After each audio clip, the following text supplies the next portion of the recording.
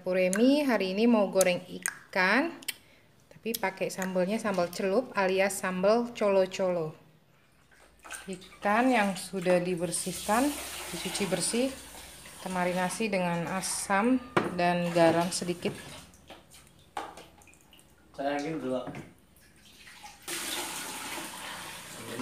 Dilumur, nanti diratakan, terus dibiarkan kira-kira berapa menit gitu ya.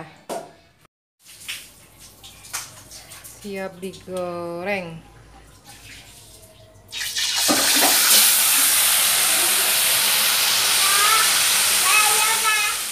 Ini bumbu sambal colo-colonya, cabenya diiris tipis-tipis, diiris terus agak dibecek-becek gitu.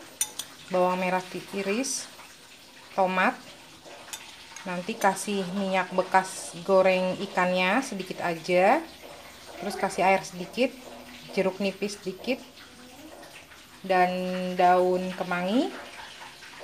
Kalau saya nanti pakai garam dikit ya. Oh ya, jeruknya sebenarnya pakai jeruk yang buat sambal itu yang kecil-kecil, tapi karena saya nggak ada, saya pakainya jeruk nipis.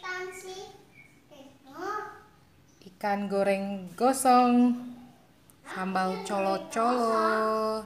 Jangan lupa like, komen, serta subscribe. Terima kasih. Thank you for watching. Bye bye.